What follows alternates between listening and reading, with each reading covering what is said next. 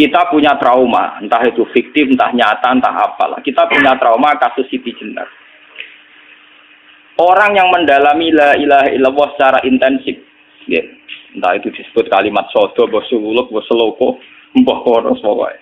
Orang yang memahami la ilaha illallah secara intensif, itu pasti menuju ilmu hakikat. Dan menuju ilmu hakikat pasti ngalami hakikat yang khoyali. Ini ruang nonton ini. Hakikat yang nopo? Khoyali. Dan hakikat yang khoyali ini mulai menipu. Ya, kalau sudah begitu ruwet. Misalnya ngeten ya. Ketika kulon moco nggih diskusi ini utai perdebatan ini kali jago besi jenar. Saat itu ada Sunan Bonang juga. Kamu sujud pakai apa kali jaga? Ya pakai jasad. Dari Siti Jenar. Daging kamu itu hanya onggokan daging. Nanti itu jadi bangkai. Dan setelah jadi bangkai itu habis. Kamu nanti ditulis Tuhan tidak termasuk yang sujud. Kebuat yang gue sujud itu sebentar. Mikir kan juga. Rugi ke sujud be badok be tangan. Jasad sebenarnya pun teh. Orang sing cerita kowe nak sujud mergo jasad itu mau sebenarnya dadi bang. Lah nek ngono sujud ning hakikat ora usah bathuk, ora usah tangan, ora usah sikil, yo rohem iku lho kon sujud mbek pangeran. Nek sujud mbek fisik ku rugi wong fisik sobanan. Mikir kali itu. Wong bolak-balik kali Joko mantan wali preman terus jadi debat pusing. Siti Jenar tahu belajar tak tahu ning Irak. Yang jelas yang mulang gak satem ora menangi. Wah, ini menjadi perdebatan. Sehingga keyakinannya kayak Siti Jenar, la ilaha illallah itu ya wahdatul wujud itu, innalillahi wa inna ilaihi. Selama ini kalau orang syariat misalnya, orang syariat itu kalau ada orang mati, misalnya Kak Ruhin mati, ini aku kan muni innalillahi wa inna ilaihi raji'un, saiki Ruhin wis mate. Mate itu balik ning penge. Itu cara wong hakikat kan salah besar. Orang mati itu tidak ada, cara ilmu hakikat orang mati itu tidak ada. Roh ini tersiksa di alam fisik. Jadi ruh-ruh ini tersiksa di alam fisik. Karena ketemu ning jasate ruh. Tersiksa itu. Aku apa mangane kudu kerja piring Jepang tersiksa roti. Asal roti memang tersiksa. Misalnya kiai pemangan adalah kudu pidato 2 jam bareng tersiksa. Roh kenapa? Tersiksa. Mergo roh ora buta mangan, ora buta ngombe, tapi gara-gara melok fisik. Paham ya? Loh ini tenang dia ketawarai ya bener. Kula boten. Sampeyan betul lho guru waras maksudnya enggak. Artinya waras secara akademik karena ada referensi, ada marojek nggih. Waras secara hakikat. Kula niku mau merasake sampeyan wis ilmu hakikat. Artinya saya juga ngalami ilmu hakikat. Lan ketika sing aran hikam wong ora tau muka safar ora jadi ulama. Entah sekian detik ulama itu harus pernah muka safar. Biar merasakan ilmu nopo aja. Tapi ilmu hakikat itu bisa dilogikakan sebelum sampai secara musyahadah. Paling enggak bisa sampai secara logika. Manusia itu mulai Nabi Adam sampai sekarang itu kan punya roh dan roh itu tidak makhluk. Ya, roh itu tidak makhluk. Ketika roh itu diletakkan di jasad dia itu tersiksa. Karena ketika dia ke jasad fisik namanya mengalami keterpisahan dengan yang abadi. Dia ini ning jasad fisik tersiksa. Karena dia harus di alam yang kasat mata, alam multi. Tersiksa. Ketika dia tersiksa, semelok ruhin, akhirnya pemangane kangelan, akhirnya lesu mangan. Padahal roh gak butuh mangan, perlu dicatat roh gak butuh. Ya butuh gunung kidul barang, kan roh butuh rapi. Paham kan? Ya butuh cinta, butuh pegatan, ora butuh macam-macam. Paham? Tapi karena dia nempel jasad sing butuh mangan, butuh rabi, butuh wedoan macam-macam. Akhirnya roh tersiksa. Suatu saat kalau roh ini dalam bahasa manusia mati, ini dalam bahasa manusia mati. Ini hakikatnya roh itu tidak mati, dia kembali ke habitatnya. Ini disebut innalillah. Kita ini dari awal ya dengan Allah. Wa inna ilaihi juga kemudian nanti kita pasti kembali ke Allah. Dan itu diyakini betul oleh orang wahdatul wujud. Jadi kalau roh mati itu ya tidak ada mati. Roh sekarang itu kembali karena sudah lama mengalami keterpisahan mergo melok fisik-fisik dan ono kerja dasinan. Ono nggo proposal lan ruwet to roh ku melok. Paham itu? Kita di roh ku napa melok ruwet.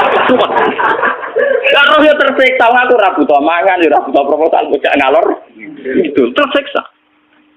Makanya dalam cerita-cerita Jalaluddin Rumi yang otentik di kitab-kitab begitu. Ketika beliau mau meninggal, muridnya itu nangis. Dari Jalaluddin Rumi, kamu jangan nangisi saya ini mau pesta, saya ini mau pesta perkawinan. Kamu tidak merasakan penyesalan saya. Saya ini lama menyesal karena harus hidup bersama kamu. Terus saya ini tersiksa karena ngalami alam yang rusak, yang fana. Alam yang fana. Harusnya roh saya itu di alam abadi, bukan di sini. Maka jangan tangisi kematian saya. Kematian saya adalah kembalinya roh ke habitatnya. Semenjak itu kematian dianggap malam perkawinan. Karena roh kembali. Walhasil nguniku seorang ilmu tasawuf bahasa Arab jenenge wahdatul wujud. Kena Jawa, Yogyakarta, Solo, Keadaan jenenge manunggaling kawula. Mergo sing rawan ngono rugen. Barang iki tak terangno detail. Jadi bathuk mesti iki buku sujud kan. Niku sampeyan ilang. Dadi seksine terawon ngawur cara teorine sinten Siti? Rugi kowe. Jadi ya gendo. Lah kali coba mantan preman jak debat terus ora ngono mbok terus tak pateni kowe. Lah debat iki ora iso. Premane kumat. Ya sam preman jak debat ilmi. Ngono ku model. Kali Joko yo ora salah. Dise Sayyidina Umar nggih ngoten. Soal Umar sahabat top. Lah isih debat atau milih patenane ya Rasulullah. Gak iso dene ilmiah. Mantar preman pasar rukat terus jadi sahabat top. Debat yang milih mate. Ini wonten cerita wong Yahudi njaluk keputusan Nabi. Bareng wis diputusno Nabi cek mamang. Ndak tenang keputusane ngono dalam sengketa duniawi. Bariku takok ya Ali. Ya Ali, aku mau sowan ning Nabi Muhammad. Dikai keputusan tapi mamang cara kowe pilih. Sampai Ali dikai keputusan persis kanjeng Nabi. Cek mamang neh takok Umar. Takok Umar aku mau sing Muhammad, ning Ali dikai keputusan kok mamang, Mar. Cara kowe piye? Urusan dunya. Enteni, Cis. Entah dia meleput buat apa? Uang diputus Nabi ora mar. Buat mati. Awe. Mereka mantan apa? Cara mantan intelektual atau intelektual kan ya wajar nggak uji kok percaya Nabi. Kan barang cara Ali sudah gak percaya kan dah. Orang cara Ali jangan. Lalu apa patene? Ya wajar nggak uji kok percaya Nabi, nak percaya orang itu Yahudi Muslim. Ali itu Gusdur. Ada Gusdur lah itu dia tentang Ali yang ngoten watai ngoten. Nasibnya bodoh.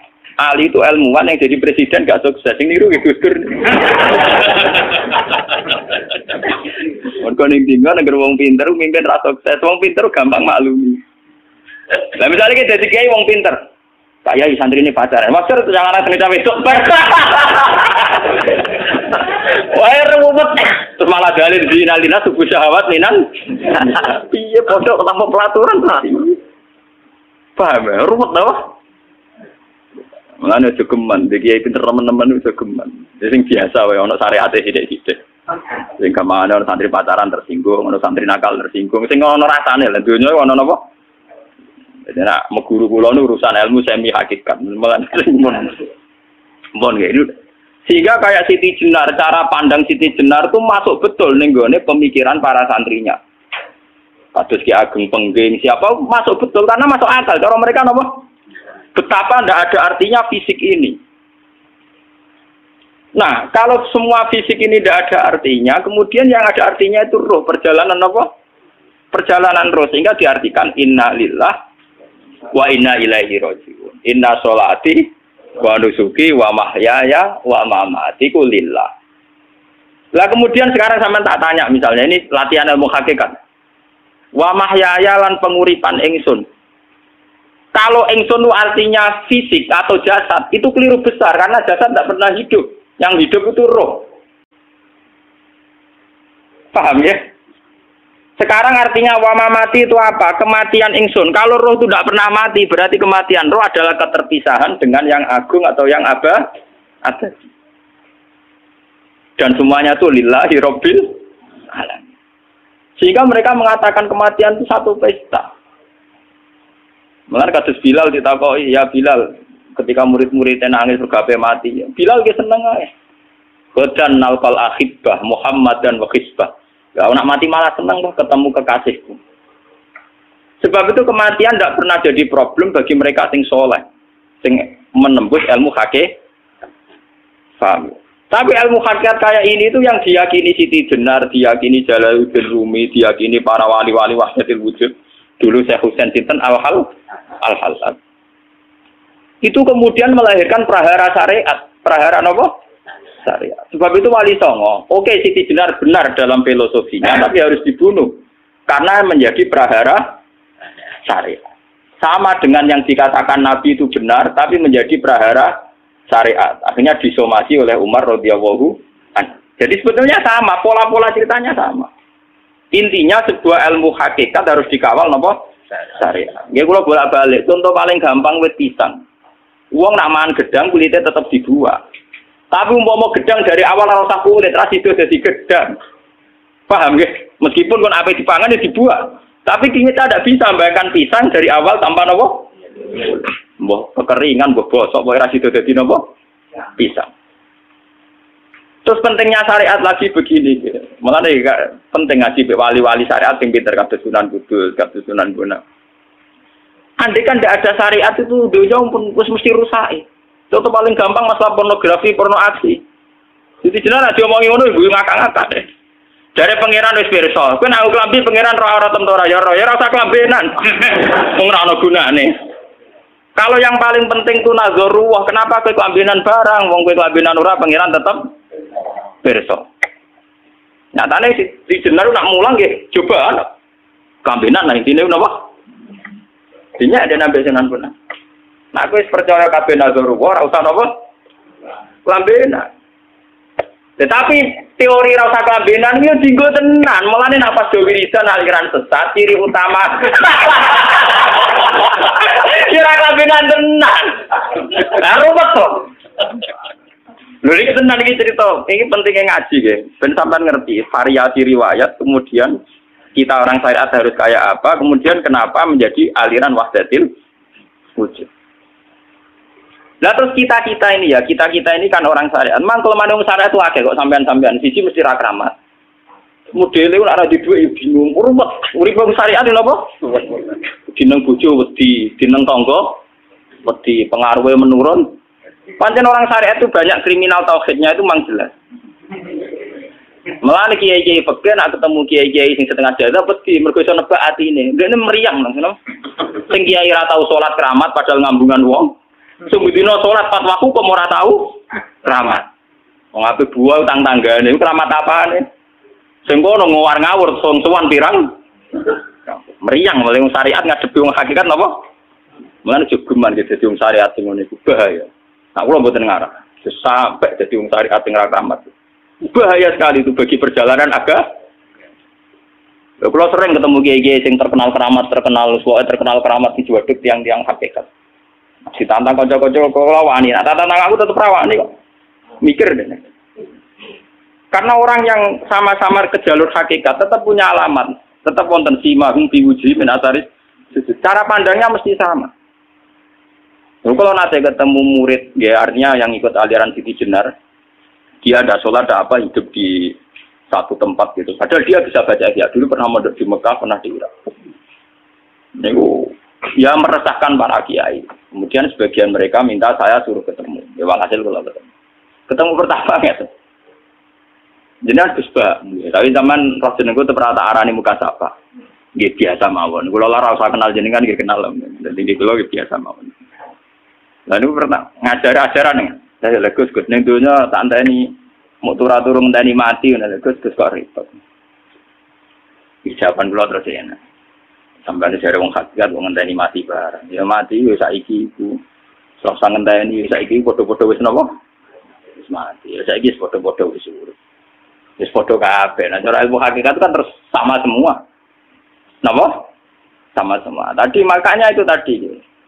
Kalau baleni malagi, logika hakikat itu begitu ya. Roh itu ditiupkan oleh Tuhan ke kita. Kemudian roh karena ikut alam fisik, alam jasad, roh ngalami yang kita alami.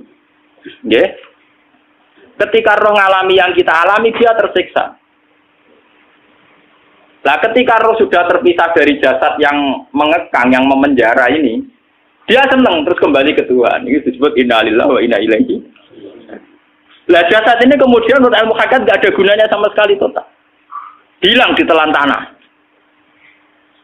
Lah kalau begitu jasad iki nak mbok agul-agulan. Gusti bathuk kula tak nggo sujud tangan kula ndi buktine tangan wis ra ono. Bathuk wis ora. Mulai dari Siti Jenar, hanya wali bodoh kayak kalian yang punya ajaran bodoh begitu. Malah rasupan terus.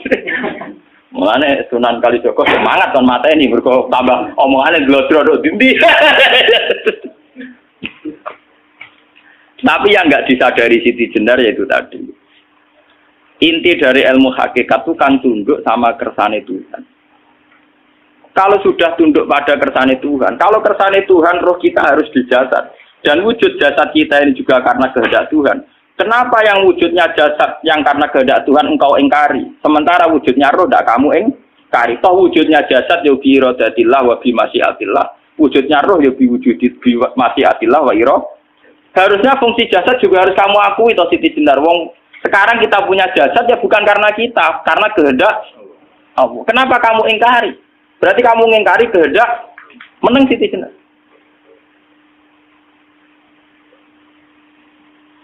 Makanya hakikat yang pertama saya itu pasti khayal. Lah Siti Jenar itu hakikatnya baru yang sampai khayal itu. Sehingga dia tersesat. Sebetulnya kalau sudah hakikat beneran itu tidak perlu khayal begitu. Artinya tidak perlu khayal jasad kita sing senajan ora ana gunane ini. Tetap ya wae wujudnya karena kehendak Allah. Juga kita harus terima. Apapun kekurangannya, apapun kenaifannya, ironisnya harus kita terima. Ini sebagai bentuk penerimaan kita pada masyiatil. Begitu juga keadaan roh kita sebagai penerimaan atas masyiatil. Meskipun ada teori-teori roh yang lebih valid. Lebih valid misalnya begini. Kanjeng Nabi itu suatu saat ininya terputus karena perang Uhud. Itu Kanjeng Nabi dia dolanan drijine ini. Napa cara niki napa jari jemari ini Nabi putus. Iki dolanan. Jadi Nabi sendiri kadang sering ngajarkan ilmu hakikat. Hal lagi illa usbun udmiyat wa fi sabilillahi ma laqitu. Kowe ora trimo fisik, bentuk fisik jari jemari sing ditebir berdarah. Tapi nak kowe wis fi sabilillah ayo wis balik ning habitatem. Jika kenapa para sahabat itu ketika dicincang, ketika putus tangannya, putus kakinya, sahabat yang usul ke ilmu hakikat itu malah senang. Karena jasad kita ini kan ila sabilillah menuju jalan Tuhan. Sekali dia sudah terluka fisabilillah itu sudah menemukan formatnya. Cara teori Cina bisa menemukan formasinya. Paham gitu? Orang kok malah ngeluh itu berarti goblok kita ngeluh. Paham no? Paham ini apa? Jadi, makanya Nabi ngertikan ya itu sudah ketemu formatnya. Ketika rohnya para syuhada nanti kembali ke Tuhan, ya ketemu formatnya lagi. Itu disebut wala taqulu lima yuqtalu fi sabilillahi amma. Dia tidak mati sesuai formasi awal, yaitu roh kembali ke Tuhan dan jasad ikut mengawal. Lah itu Nabi kadang ya pakai ilmu hakikat begitu. Mulane kula bolak-balik matur, kula niku nggih mulai umur 20 tahun napa pinten. Kula ngasih nggih gadah penyakit dan ekstrim penyakit saya. Sampai saat ini kalau nak ngobatno tidak lebih 50%, karena saya tetap berpikir. Misalnya cara syariat kan berobat, tapi cara hakikat apa betul keberadaan saya di alam ini penting. Sehingga aku kepengen urip tak bela-belani ngantek anda ratusan juta. Jangan-jangan penting mati ikuti bang uripku. Lah nak ngono lha apa tak bela-belani? Ngantek ratusan juta. Jadi misalnya kita berobat ya mau, ya dari Nabi kan berobat ya berobat. Pokoknya kita Islam kan mau geruda-gerudu kadang orang paham. Sekali kamu mengamati dengan sisi hakikat, coba sekarang sampean pikir, coba sekarang nggak pakai logika hakikat, pakai logika syariat saja. Saya ini misalnya asetnya 10 juta, misalnya, ya, saya punya aset 10 juta. Tapi misalnya aku rugi nawan atau dipengaruhi di masa depan sama nih, kalau kan soalnya cara teori di masa misalnya pulau rukin, artinya kere di duit 10 juta aset. Tujuan saya sembuh kan supaya aku iso sembuh sehat, engkau iso kerja untuk anak. Tapi karena saya sakit nanti operasi tidak 10 juta. Operasi tidak 10 juta. Wong aku repair mesti iso marisi anak. Apa mana nak duit 10 juta, tak ada gue berobat, malah jelas ra iso marisi. Lah nak ngono penting matiku ya dibagi 10 juta. Karwan iso diwaris langsung. Sementara anak aku mari dibiayai 10 juta, orang mesti mari 10 juta mesti entek. Artinya tidak ada jaminan kalau berobat itu secara visi ke depan lebih baik. Soalnya malah ngentekno donya nggak jelas akibat positifnya. Misalnya tetap lumpuh, teori loh. Bahwa artinya apa? Teori hakikat tetap lebih benar bahwa hidup itu tidak ada artinya. Semua itu tidak ada artinya. Berobat apa nggak berobat semuanya tidak ada arti. Teori loh gini. Sehingga kalau kita tengah-tengah aja tengah-tengah. Kasus kula misalnya loro nggih berobat. Gusti separuh kalau ngelakoni syariat, tapi sebagai kalau ulama kekeh, separuh kalau lakoni apa? Jadi kalau tetap buatan ngarah obat 100%. Tapi orang ngarah berobat, orang kalau tiang apa? Syariat. Tapi memang faktanya itu begitu. Cara Kanjeng Nabi kadang Kanjeng Nabi berobat. Kadang Kanjeng Nabi wis nikine tercincang gede guyonan. Wahal lagi illa usbuun udwiyat. Ora apa driji sing gak melok-melok. Nah, bukti bahwa jasad ini begitu tidak penting. Kayak Sayyid Hamzah. Mulai Sayyid Hamzah nganggep wahyu bentone ra karuan. Kalau teori Siti Jenar itu benar, teori Jalaluddin Rumi benar teorinya ya, orang kok ra salate lho nggih, maksudnya kok nganut ra salate. Benar cara analisis roh. Ketika Sayyid Hamzah dinyatakan mati oleh manusia, oleh hukum manusia dinyatakan mati karena dia sudah tidak bergerak. Dalam teori hakikat kan rohnya Sayyid Hamzah sudah di khawasili tuyurin khudrin. Rohnya sudah diambil Tuhan, tidak mati. Paham ya? Ketika rohnya Sayyid Hamzah sudah diambil, jasad ini sudah tidak punya rasa. Sekarang secara syariat kasat mata kita tahu, wong jasad nak diinfus, di sayat-sayat dioperasi orang kroso. Apa meneh saiki ruhe wis bisa. Lah ya jasad itu cek gampange, dioperasi dibius saja terus tidak kerasa. Apalagi rohnya sudah diambil. Lah saiki bayangkan, ketika Sayyid Hamzah itu sudah di atas, niku kira-kira delok wahsi ra wong bentuk. Lho wong kok baca igabus. Ketika jasad benar-benar tidak penting, kemudian jasadnya Sayyid Hamzah kan dicincang oleh wahsi. Ketika rohnya sudah diambil kan Hamzah tidak merasakan. Berarti Sayyid Hamzah guyu-guyu wahsi. Wahsi cek bentuk nih gabus dicincang. Paham ya? Lho niki tenan. Artinya ketika pandangan manusia iba kepada Sayyid Hamzah karena dicincang, dimutilasi oleh wahsi. Wahsi tidak mengalami Pak Sinter, Sayyid Hamzah tidak mengalami apa-apa karena rohnya sudah bersama Tuhan. Dan iso wae Sayyid Hamzah malah guyu-guyu wahsi. Cek goblok gabus kok dicincang.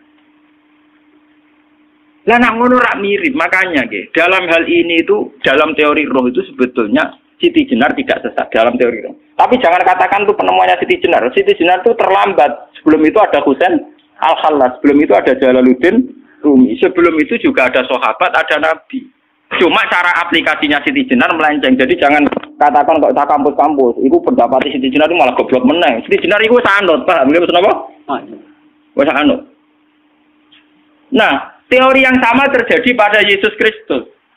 Ketika Yesus misalnya secara lahir dicincang, dimutilasi, diapakan oleh orang Yahudi. Sebetulnya rohnya dia sudah bersama Tuhan, kembali ke Tuhan Bapa, nah cara Kristen. Nah cara Islam ya balik ini pangeran. Andaikan itu iya, itu ya ada masalah karena hakikatnya dia tidak dicincang, tidak dibunuh. Andaikan iya lah, tentu menurut Islam yang dibunuh Yudas atau siapa itu yang masuk bialah. Tapi sama sebetulnya teorinya sama, kalaupun iya ada masalah. Oke, kalau misalnya Nabi Isa karena ada kontroversi menyangkut dia atau Yudas. Sekarang yang Zakaria dan ya Zakaria Yahya itu dicincang betul oleh orang Yahudi, matinya dimutilasi. Tapi dia tidak apa-apa. Karena ketika beliau dicincang, rohnya sudah diambil. Ini rumah tenan kan, bener untuk kendel mati paham kan ya. Jadi maksudnya ini kalau ajari, nak mati itu tidak problem. Ini kalau urip mesti loh. Nah ini bersamaan paham ya. Kaitan la ilaha illallah ini nanti semuanya sama kaitan sama apa? La ilaha illallah. Ini nanti ujungnya sama dengan la ilaha illallah. Begitu juga seterusnya. Misalnya Yahya kalian sinten? Zakaria. Ketika Tuhan ditanya, jadi tenggene alam malakut pengiran ditakok, ya Allah, Yahya dan Zakaria itu kan hamba pilihan engkau. Ketika dicincang kok jenengan biarkan. Endi Yahya Zakaria dicincang? Aku iku ora goblok dari pengiran. Sedurunge dekne dicincang jasate ruhe tak jipuk. Dadi dekne ora krasa blas. Begitu juga yang tafsir-tafsir sampean lihat wa Maryama Sayyidah Maryam yang istrinya Fir'aun. Itu kan dia iman sama Nabi Musa. Asiyah imro'ati napa? Fir'aun. Asiyah imro'ati Fir'aun, ya. Itu kan dihukum oleh Fir'aun. Ketika mau ditumpahi napa? Batu besar. Iku Allah ketika di pangeran, ya malaikal mauti, cepat ambil rohnya sebelum dihunjami batu besar. Terus rohnya diambil. Sebab itu dalam hukum Tuhan, Tuhan itu tidak merasa bahwa Tuhan membiarkan Asiyah, membiarkan Hamzah, membiarkan Yahya, membiarkan Zakaria. Dalam hukum Tuhan, semua orang ini roh-roh terhormat. Akhirnya nak nganggo teori iki sing nyincang malah goblok, wong gabus goblok sih. Nggak ngono lho. Nah, nganggo teori iki malah berbalik, sing goblok sing nyincang. Paham? Yo ora kok sesuai sampean kiaskan saja. Wong dibius wae disayat-sayat gak krasa. Kaya apa nak ruhe bener-bener wis tercabut terpisah. Rasane ning ndi? Iku sing disebut wala taqulu limayuk talu fi sabilillah napa? Lah kemudian roh ini kemana? Nah, roh itu sudah menyatu dengan kalimat tauhid. Mesti roh itu bersaksi la ilaha illallah. Itu sing disebut neng alam roh ketika Allah tanya alastu bi rabbikum mesti qalu bala. Mesti mereka jawabnya apa?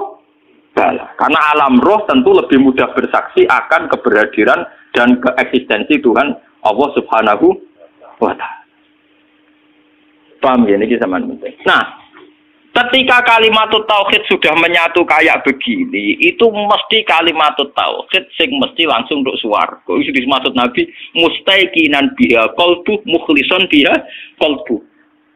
Ati itu qalbu kan nggak bisa kamu artikan jantung atau liver kayak teori modern sekarang. Misalnya qalbun itu apa? Dari kiai qalbun itu jantung. Nah ngono beda mek liver. Lah nek liver apa kabidun niku akal-akalan aja padha ora paham. Bahasa kolbun, fikrun, aklun itu sesuatu yang misteri. Roh ini kemudian dengan kalimat tauhid sudah menyatu disebut mukhlishon biha kolbu. Ada tingkat kemurnian hubungan roh dengan kalimat tauhid. Lah kalau begitu pasti dakhalal jannah. Karena tidak mungkin kalimat tauhid kok dinerang. Lah ini mau masalah-masalah hakikat. Wong sing gak tahu petualangan hakikat, momennya sing sering bingung bakas duit, bayar kredit, utang jatuh tempo. Ora usah melok mikir, utek wis entek go mikir duit. Subhanallahi wa bihamdihi adada khalqihi wa ridha nafsihi wa zinata arsyihi wa kalimatih. Subhanallahi wa bihamdihi adada khalqihi wa ridha nafsihi wa zinata arsyihi wa kalimatih. Subhanallahi wa bihamdihi adada khalqihi wa ridha nafsihi wa zinata arsyihi wa kalimatih. Subhanallahi wa bihamdihi adada khalqihi wa ridha nafsihi wa zinata arsyihi wa kalimatihi. Subhanallahi wa bihamdihi adada khalqihi wa ridha nafsihi wa zinata arsyihi wa kalimatihi. Subhanallahi wa bihamdihi adada khalqihi wa ridha nafsihi wa zinata arsyihi wa kalimatihi. Subhanallahi wa bihamdihi adada khalqihi wa ridha nafsihi wa zinata arsyihi wa kalimatihi.